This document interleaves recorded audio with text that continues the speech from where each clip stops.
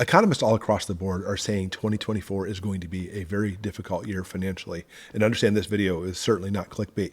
Go through it. Don't brush it off, because there's lots of good tips and techniques that they're saying we need to be ready for to prepare for this very difficult year. We need to be ready financially for what's coming. So I broke it down into 8 simple things that we can be ready, and go through each one of these. Sit down, grab a cup of coffee, and relax. I want to make sure you go through this so we're all ready for what's going to happen. And be ready, by the way. The very last one is going to shock you. It did me. All right, number 1, make sure you spend money, if you spend money on anything else, on bettering yourself, not buying more stuff. I mean, obviously we need to buy things like canned food and some water, et cetera, to be ready, but don't get in the mindset of buying a lot of things now. Instead, if you spend money, do it and better yourself. Now, especially when it comes to prepping and being preppers, we want to make sure it's not simply just about the gear, but about training and skills, etc. And I always say that if you can, try to find in your area a tactical course possibly you might be able to take, or maybe even an EMT course, or my favorite course, taking martial arts lessons, anything to be ready for what's going to happen, so that way you're actually putting value in yourself and your family rather than simply just buying items. Now, if you do buy items, maybe one of the things you want to look for is possibly buying some books, because obviously books can be advantageous. Number 2, do not go into overspending with credit cards. I mean, I always say don't go into debt, obviously, in prepping anyway. But when we talk about overspending with credit cards, it's a very fine line, because, I mean, for me personally, I like to use credit cards. I pay it off every single month, and I use the extra bonus points for whatever, extra cash back, or sometimes airline miles if I possibly try, go off to like a tournament or something. But don't fall into those little, I almost said scam. It's not really a scam, but you know how credit cards will sometimes say, oh, 0% interest for the next 6 months or the next year, which is not bad. But what happens is it gives you a mindset of, now I have extra money to buy something that possibly you don't even need. It kind of gives you the mindset of, cool, I got free money to spend places. But remember, you're always going to have to pay those things back. And also remember too, even if you do get a percent back, like in, for example, 1% cash back every time you buy something, you may get 1%, but the banks will get like 2% or 3%, or if not more. And it actually makes the banks even more powerful. Of course, that's something we don't want either.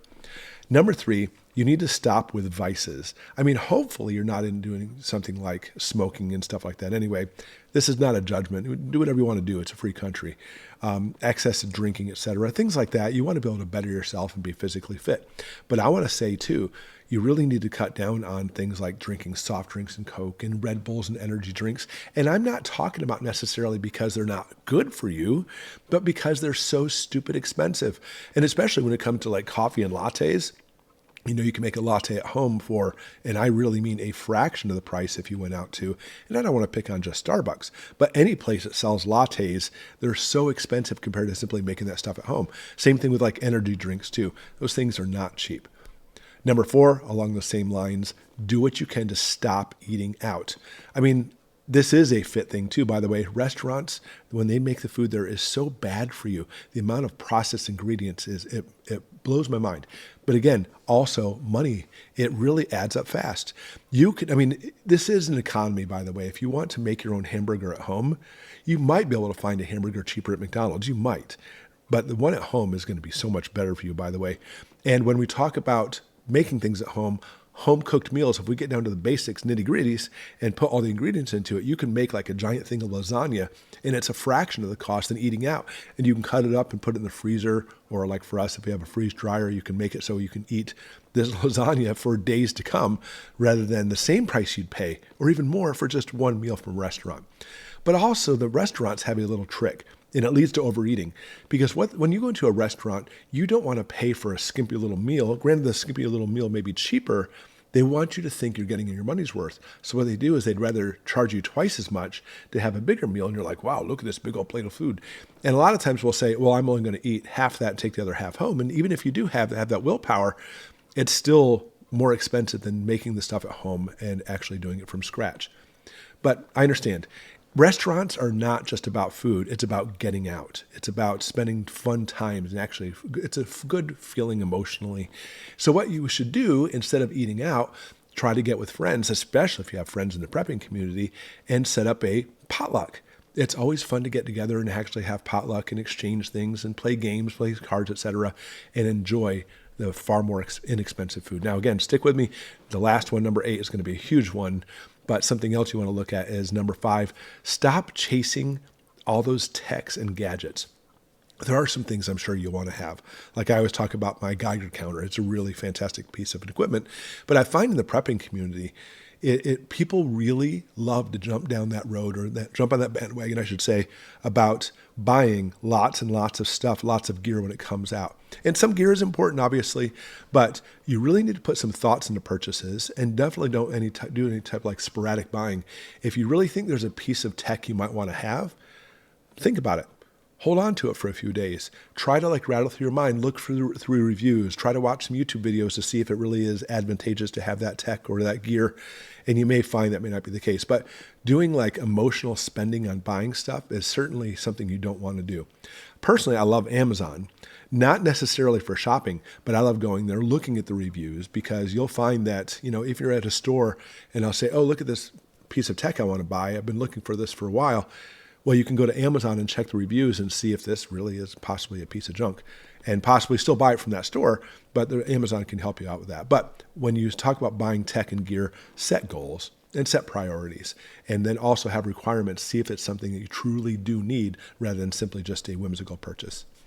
Number 6, your car. We got to talk about cars. Buying new cars, obviously, is such a huge, I'm even going to say waste of money, because people talk about this all the time. You drive it off the lot and you've already lost 10% or 20%, whatever the case may be. So buying a car that already has some miles on it, you can save some money. You have to really watch for the deals.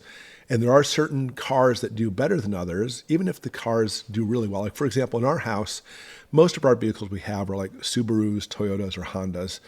And it's not just about buying Japanese cars, but all 3 of those, there are models in those lines that these cars will go 300,000 miles. Like my Subaru Outback more than likely will hit 300,000 miles on this car. And we're not the kind of people who will buy a car, trade it in 5 years and get another one, then trade it in and get another one. And we don't lease, we buy them. And I'd rather buy it used. Like I bought my Subaru Outback for $5,700. And it had like 100 and some thousand miles on it, but it still has a life of almost 200,000 miles for $5,700. And it's all-wheel drive and gets me through the snow. And I'm not necessarily just endorsing Subaru, Toyota, Honda, but I find it difficult. Like, I love Chevys. We have a Chevy van, but it's tough to buy a Chevy when you look it up and say, yeah, this car will probably only get 150,000 miles on it. For the same price, you could probably get like a Subaru that'll last twice as long. That's my mindset anyway. So it's best if you can buy a car that lasts a lot longer and buy it with already like 80,000 miles on it. You're going to get it much, much cheaper, and it still has a huge, long, long life on it, and it'll last for you years to come. In other words, long story short, whatever the vehicle you buy, you want to get the best bang for your buck. Number 7, it's time to reconsider your memberships. Now, I did a video when we talked about Costco, and Costco can be a great thing because if you have one nearby, and I actually listed some certain prepper items, and sure enough, just going one visit could pay for your entire membership from Costco. That's great. I'm sure the same thing with Sam's too. But the key is you got to make sure you buy things that you truly need. And this is where memberships come into play, by the way. Costco does not cater toward even just like middle of the road, middle class people. I didn't know that. They cater for people who have more money. And that's why they put all the expensive tech right at the door, because you want to walk all the way to the back to get your Costco chicken for $5. In the meantime, drop $1,200 for a new TV you don't need. And that's what Costco caters to, by the way.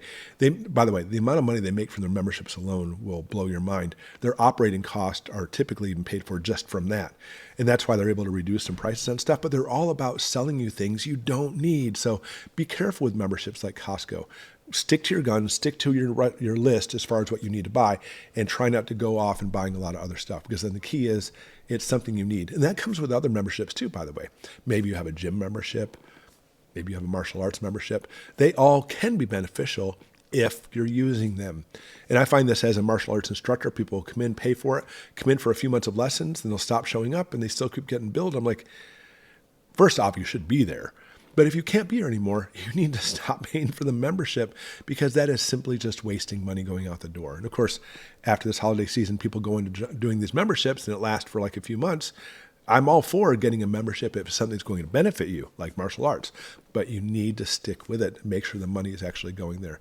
And I always try to say that's actually doing things to better yourself, to try to go for things that's going to make you better rather than simply just frills. Like, for example, Netflix. Maybe you have Netflix or one of those other channels. They truly cater you to try to make it so you sit down your whole life and just watch TV. Granted, at the end of the day, when it's stressful, sitting down watching Netflix can relieve some stress. That's great. But I find martial arts relieves my stress. That's me. Okay, finally, number 8. This is the big one, by the way, guys. Think about this. And when it comes to spending and having troubles for us financially, I want you to be careful of the job you have. Now, let's say you do have a job that actually pays really well. You think that's a great thing. Not necessarily. I find a lot of people on this channel are on a very limited fixed income. And when you're on a limited fixed income, you have the mindset of, you know what? I have to be careful I spend money on. I need to put more money in this area and not this area. And I need to be frugal and pay for this in bulk if I can and not spend money on this. And you get this mindset of being very frugal and thrifty, and you have to watch for every single penny. The problem is when you start getting extra money, you start paying a lot of fat, because when you lose that extra money, they say it's time to trim the fat. You buy a lot of things that you really don't need, a lot of extravagances or luxuries or things. I wouldn't have really bought those chocolate covered pretzels at Costco, but they sound good today. That's not what I'm here for. And you buy things that you should not be getting.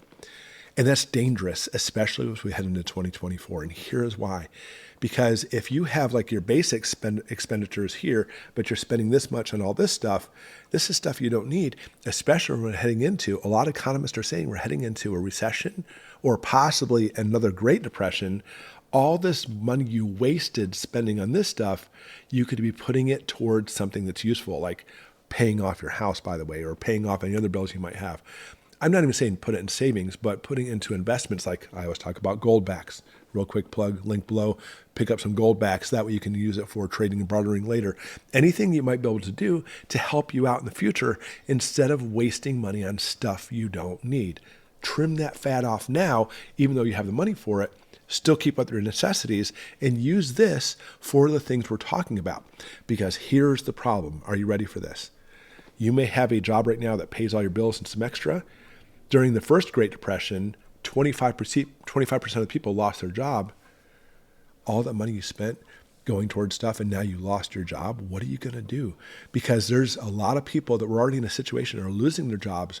Even though we have a class of people who don't want to work, there's a lot of people losing jobs that was doing very well paying for themselves financially. Now, the people who are frugal, weren't making a lot of money in the first place, are able to handle this better because they're like, you know what? I'll be able to find something to be able to make the ends meet because my ends are pretty minuscule as it is. But if you had a lot of money coming in and now you drop down to nothing, that can be obviously very disadvantageous, very problematic for you and your family. So right now, make sure if you are stockpiling, you have some extra money, put it in stuff that's going to help you out because there's an excellent chance that you may lose your job. A lot of people did because remember, 25% of people lost their jobs in the Great Depression. You may lose yours too. We have to be ready for what's coming in 2024. And again, these items I talked about, this is not simply just stuff made up. Some of the top economists are pulling money out of the stock market now because they know a crash is coming. All right, anyways, if you want to go ahead and check out another video of ours, I appreciate it. Stick with us because we do a lot of cool prepping stuff too. And as always, thanks so much for watching.